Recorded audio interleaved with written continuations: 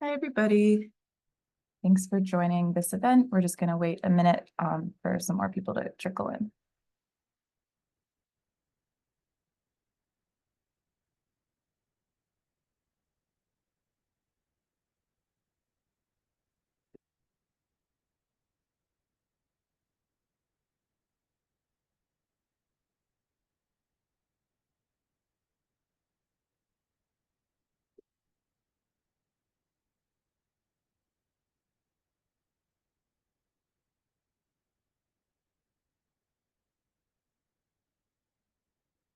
All right, I'm going to go ahead and get started. So hello, everyone.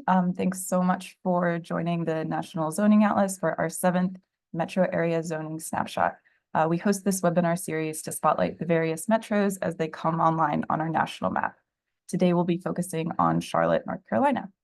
So before we get started, we want to thank Eric Moore, who is Senior Research Associate at UNC Charlotte, for his contributions to this region's zoning, as well as North Carolina Realtors for their generous support in funding the North Carolina portion of the National Zoning Atlas. I'm Diana Drageris, Engagement Director for the National Zoning Atlas, and I'm joined today by our two wonderful zoning analysts, NZA analysts, Manal Balwazir, who contributed the zoning code analysis for the Charlotte Metro, and Connor Nolan, who contributed to the geospatial analysis. This is today's run of show. I'll start us off by explaining how the National Zoning Atlas came to be and how it's made, followed by Connor, who will give a demonstration of how to use and get the most out of our interactive zoning atlas, and then Manal, who will talk through the zoning analysis we uncovered in the Charlotte Metro. We'll reconvene for questions at the end, so I encourage everyone to use the Q&A box throughout the presentation. So what is the NZA? The National Zoning Atlas is a collaborative research project working to digitize, demystify, and democratize U.S. zoning codes. Our product is a first-of-its-kind database and interactive map that displays the regulations that govern what and where people can build across the country. We're trying to unlock a better understanding about zoning, which we already know affects not only our built environment, but also our economy, our natural environment, our health, and of course, our housing.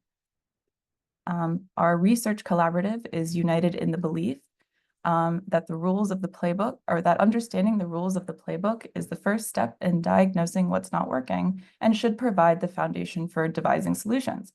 But we also know that zoning is so complicated, it impedes us from starting at square one.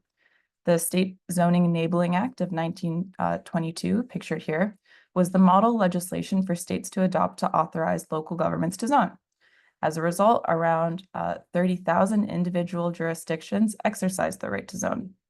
That means zoning is highly decentralized, making it hard to understand at scale. Another factor that complicates zoning is that features within the codes are inconsistent. A low-density single-family district may be called R1, R40, or something else entirely. Code accessibility is also inconsistent, meaning it's sometimes hard to even locate a code online or in person. This is especially true in small and rural towns with limited planning staff. And if you do manage to find a code and read it, you would agree the text is too long, convoluted, and filled with legalese. So the National Zoning Atlas responds to zoning challenges by first creating a one-stop shop for zoning codes, meaning we collect and collate thousands of unique codes and store information about them in a single database. Second, our methodology produces a standardization of key code data points that enable apples-to-apples comparisons across jurisdictions. It allows us to present zoning districts cohesively on a single national map, which you will see later. And lastly, the NZA is able to cut through the noise and make the codes accessible to non-experts. Our easy-to-use online map also promotes public access and visibility and can be used as a tool for public education. It provides a simple but powerful visual component that instantly reveals zoning's more inequitable trends. As a testament to these claims, there's a few examples we want to highlight of how some of our partners have activated their atlases to help influence policy, inform analysis, and drive research in the field. Our more famous advocacy use case comes out of Montana, where the think tank Frontier Institute used their Montana Atlas to convince lawmakers of the state's needs for pro-housing reforms. Home values in Montana have spiked since the pandemic, and the Frontier Institute wanted to prove that that was in part due to overly restrictive zoning. This picture shows the Montana governor speaking with his housing task force after the adoption of a package of sweeping zoning reforms that included easing restrictions on ADUs and allowing duplexes and triplexes. In another example, our partner Housing Works Rhode Island publishes an annual housing fact book. And after releasing the Rhode Island Zoning Atlas in the fall, they incorporated zoning data into their analysis and enhanced the quality of the regional investigations. And finally, Atlas data is also being used in scholarly research, among which includes a collaboration with Urban Institute, where researchers have used NZA data for Mobile County, Alabama, to develop a pilot model to assess how zoning codes influence housing exposure to climate hazards. So I'll now cover the basics of how we build the Atlas. The data is inputted into the Atlas. The data inputted into the Atlas has to be accurate enough to make sure it is usable by policymakers and clear enough for non-experts to understand. We do this through following a methodology enshrined in our How to Make a Zoning Atlas guide. This document contains instructions for the Atlas's 2 work streams. There are analysts who work with code text and analysts who work with code GIS data. The guide also provides instruction for how to input information into our backend online data entry tool and database, the NZA editor.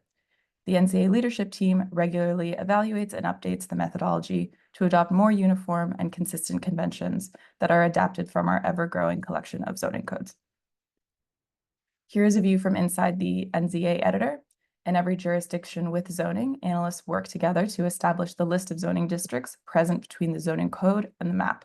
Here you can see the zoning districts listed for Ithaca, New York.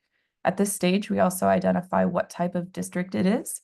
Our categories are residential, mixed with residential, or non-residential, and whether the district is an overlay. Analysts then analyze over 100 different data points within each district, beginning with treatment type, meaning whether the residential district allows 1 family, 2 family, 3 family, or 4 or more family housing units. And here are some of the fields the analysts fill out in the editor.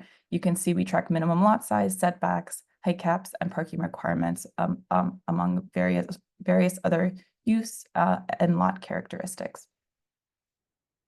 So here's an overview of our analysis to date. Currently over 6,300 jurisdictions are complete and searchable on the Atlas. These comprise jurisdictions both with and without zoning. And of the jurisdictions with zoning, we've mapped over 67,000 individual zoning districts contained across over 600,000 pages of zoning codes. So this has been a massive endeavor. This amounts to, so far, 46% of all land covered in the 50 states, and which is home to over 140 million Americans. And here, finally, highlighted in this little bit of pink, is the Charlotte metropolitan area, straddling both North and South Carolina. And I will hand it over to Connor, who will walk us through how to use the interactive map. Thanks, Diana. Hi, everyone. I'm Connor. I'm a geospatial analyst here at the National Zoning Atlas. And as Diana said, I'm going to walk through how to use the interactive public map online. If you would like to follow along, please do so. Hop on over to zoningatlas.org/atlas. So I'll share my screen here. Yeah, sorry, Connor. I'm just All good. trying to stop share. Thanks. Okay.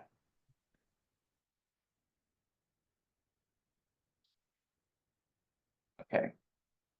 So the Atlas first opens to a nationwide view. Is everyone able to see this?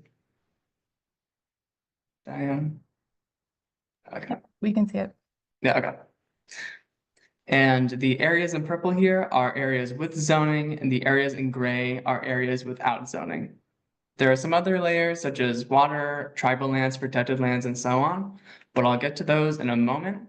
For now, I'm going to zoom in to our metro of interest today, which is Charlotte. So this metro area's full name is actually the Charlotte Concord Gastonia Metropolitan Statistical Area. The area is composed of 11 counties.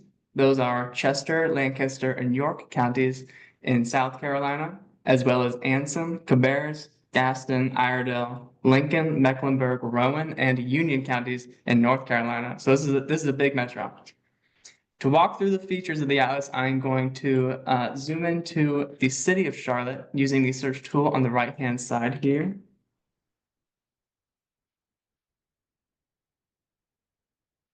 So you can see on the left here that our legend has since changed since the national view. Now it's displaying light purple areas are primarily residential districts. Dark purple areas are mixed use districts. Beige areas are non-residential districts. And gray areas are areas without zoning. I also have some layers I can toggle at the bottom here, tribal lands and protected lands. And just a quick note about our geospatial methodology here. So whenever we receive GIS data or a zoning map from a jurisdiction, we always remove the water, wetlands, tribal lands, protected lands, as well as the rights of way from the GIS data. And this focuses the atlas just on land that can actually be developed. It also standardizes the data to enable those apples to apples comparisons across jurisdictions that Diana mentioned. Now, I also have a couple other layers I can toggle on and off. For example, the FEMA flood zones layer. This includes both the 500-year and 100-year floodplains. And interesting if you want to see, what areas are subject to this extra layer of regulation. I also have a transit stations layer, and this is particularly interesting in areas that have transit-oriented development plans, if you want to see, how those two things interact. And just as I turn it on and off in the Charlotte area here, I can see that these lines of transit stations seem to be associated with some mixed-use district clusters. I can also change my base map from plain to topographic to imagery, but I'll keep it on plain for now. So as I just hover my mouse over the map, I can get a quick overview of some of the districts here, but if I want to get some more specific information, I will select a jurisdiction. So I'll click into the city of Charlotte here. And at this point, I want to start playing with the data. I want to start using some filters to gain a better understanding of the zoning in Charlotte. So I will go to the Show Me Where People Can Build filters here on the left. And this is going to filter the zoning districts to visualize only those where I can build certain types of housing as of right. I'll click on single family homes. This is going to now display only the zoning districts where I can build a single family home as of right. Because I have selected Charlotte, in the bottom right-hand corner here, there's a jurisdiction card that will show me jurisdiction-specific results for this filter. So I can see that in Charlotte, 65% of the zoned acres allow you to build a single-family home as of right. I can keep this filter and move around to other jurisdictions I see. Let's try Mint Hill. Select Mint Hill near here. And now the jurisdiction card is updated. I can see in 94% of Mint Hill, you can build a single-family home as of right. I'll head back over to Charlotte. And now let's say I'm actually interested in where I can build an apartment with 4 or more units as of right. I'll click on that filter. Our map will update. I can already see we got the urban core back in Charlotte back on the map. We lost some of the land and the counties, and you can start making these jurisdiction to jurisdiction comparisons just by looking at the map and using these filters. And you can get more specific by using these advanced filters section down here. So say I want to know not only where I can build a single or a 4+ family building as of right in Charlotte, but where I might be able to build one subject to a public hearing. I can add that into the filter. Map will update accordingly. Got some color back in there, and I'm seeing some of the other municipalities more on the map now as well. And if I want to check my jurisdiction card, and 81% of Charlotte specifically allows for this, or maybe subject to a public hearing. These advanced filters are great because you can delve into some of the really detailed data that the zoning analysts are collecting for each one of these zoning districts. So let me just reset the filters. And I want to look for specifically where I can build an accessory dwelling unit with no occupancy restrictions. So I'll give our map a moment to update here. And there it is. And yes, just looking around now, you can get some interesting results, especially just comparing neighbors to neighbors. You see a lot of county land in Lancaster and Union County. Urban core in Charlotte is on urban core in Gastonia. Seems to be some mixed use districts there where this is allowed as of right. And I can go on and on. But say I want to know more about one of these zoning districts specifically.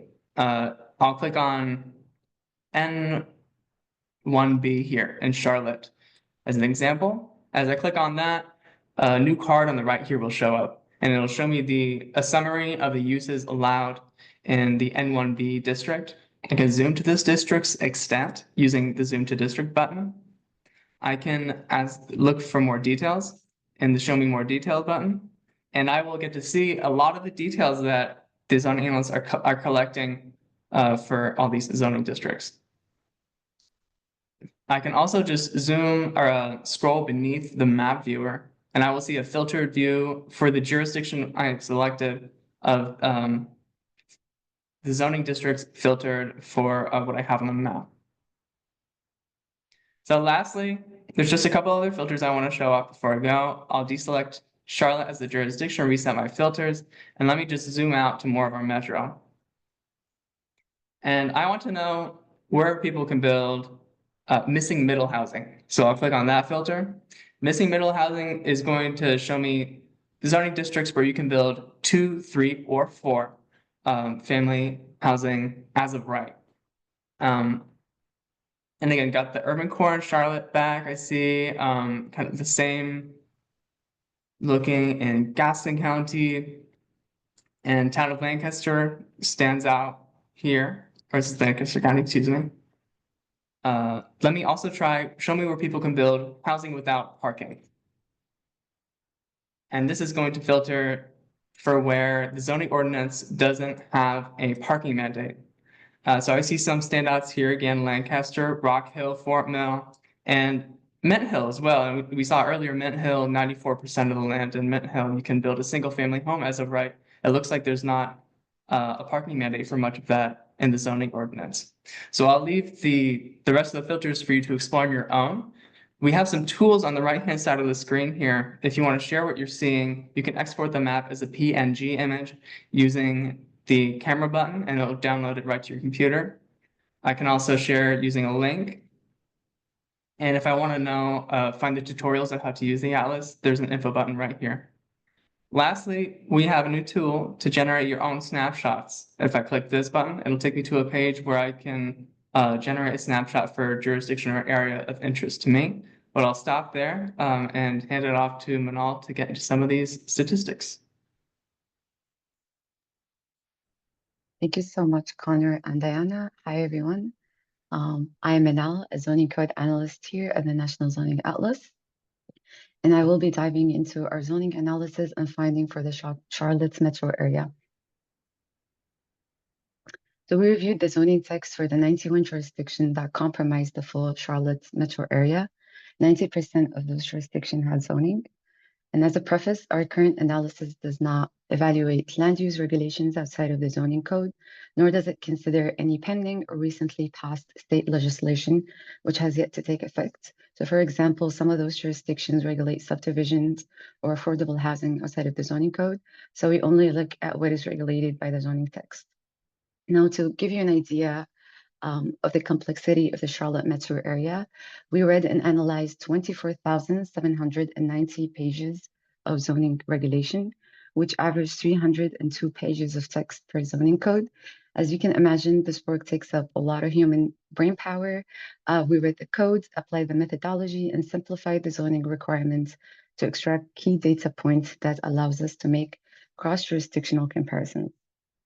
There are 1,536 districts that we had mapped into this metro area with an average of 19 districts per jurisdiction. Now, the following slide will contain some examples and insights that we have generated from the data we collected. And this data allows us to make apples to apples comparison at the regional, state, and national level. The Charlotte area is predominantly comprised of zoned land, making up 93% of the total land area of the of the metro area, while unzoned land make up 6%, leaving only 1% of land that is reserved for protected land. Out of that, 93% of the total metro area that has zoning, a huge portion is zoned for primarily residential uses. So 69% of that zoned land is reserved for primarily residential uses, and 25% is for mixed with residential uses, while a small portion of 6% is for non-residential uses, or basically zoned places or districts where the principal residential uses are prohibited. Now, I do want to point out that per our methodology, districts where the only residential uses allowed are accessory dwelling units, like a caretaker unit or a watchman's quarters. Those are typically seen in industrial districts. We still categorize them as non-industrial districts. Next, please. Thank you. This graphic shows the breakdown of 1 family, 2 family, 3 family, 4 or more family housing, and how it's allowed by area across the zoned land categorized as primarily residential and mixed with residential. I want to clarify that these categories, the 1 family, 2 family, 3, 4 or more family, are a measure of the number of units allowed per lot in each district. So our methodology aims to simplify and standardize the data points across jurisdiction. So usually when we say 1 family, it indicates a maximum of 1 unit per lot, with the exception of accessory dwelling units, which are categorized separately. And following that same logic, 2 family means a maximum of 2 units, 2 units allowed per lot, and so on and so forth. So as you can see, the majority of the land area that we categorize as primarily residential or mixed with residential does allow 1 family housing to be built as of right. So 95% of that land area allows 1 family by right, and a small portion of 4% requires a public hearing, and only 1% prohibits 1 family housing. Now, in contrast, only 11% of that land area allows 4 or more family residential uses to be built by right, and 16% require the public hearing, and the majority of that land area prohibits 4 or more residential uses. So, as 73% of that land area prohibits 4 or more residential uses.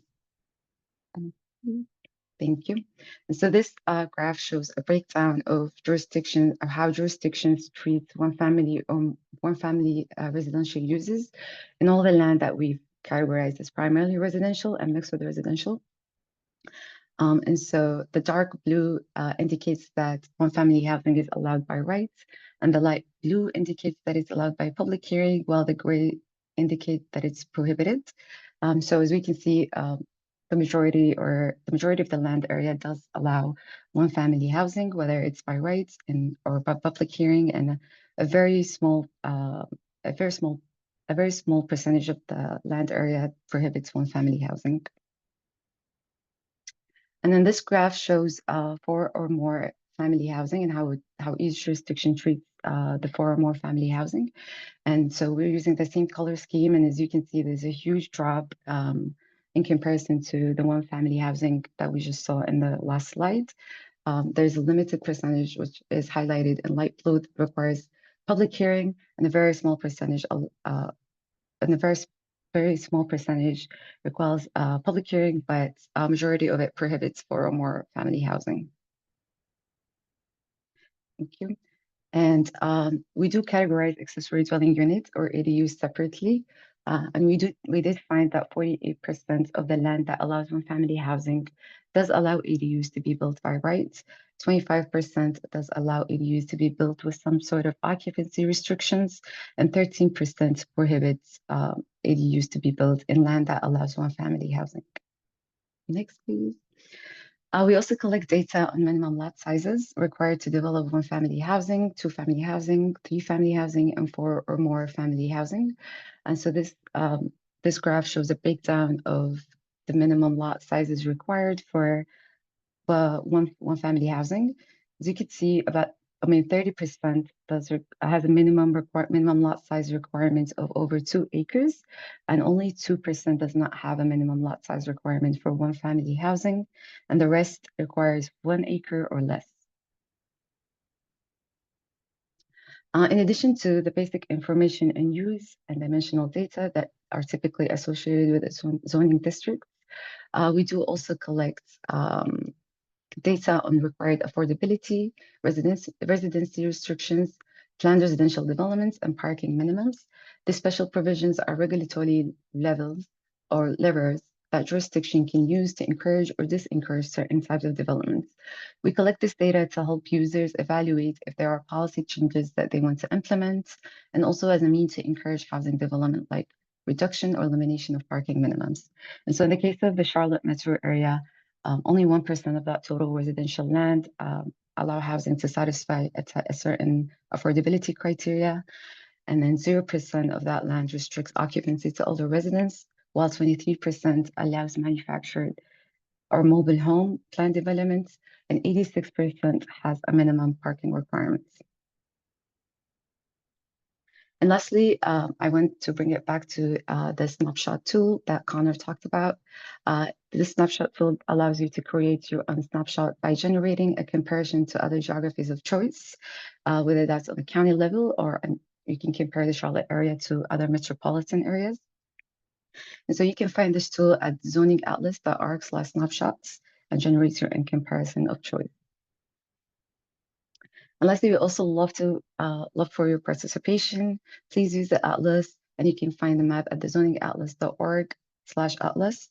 Once you start exploring the map, share what you find with us, and also reach out to us with any zoning updates, corrections, or any questions about the atlas or our methodology.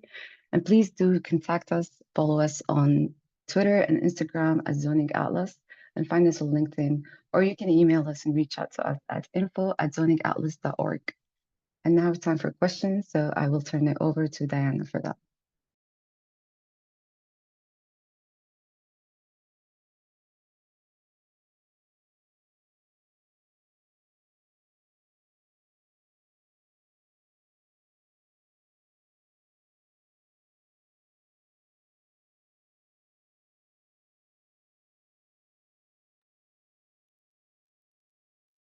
Sorry, Diana, you might be muted. Thank you, Connor. Thanks, everyone. So yeah, we just have a couple of minutes of questions, but I want to start off with asking Connor and Manal. You are analysts not just for the Charlotte region, but for other places across the country. So I want to know what stands out to you about this region. Are there any idiosyncrasies about the Charlotte metro? Yeah, something a colleague pointed out. So North Carolina in general, jurisdictions make great use of extraterritorial jurisdictions. So a lot of times, in almost all cases, zoning is going to extend beyond that standard jurisdiction boundary. And that creates an interesting case in Mecklenburg County, which is home to the city of Charlotte, because Mecklenburg County itself does have a zoning ordinance. However, so much of the county has been incorporated or covered by extraterritorial jurisdictions that there's not actually any of those 40 zoning districts mapped. So there's 40 zoning districts inside of the Mecklenburg County zoning ordinance, but they're not on the map because all of that land has since been taken up since the passing of that zoning ordinance. I thought it was an interesting quirk just of the extensive use of extraterritorial jurisdictions. Anything to add, Manal?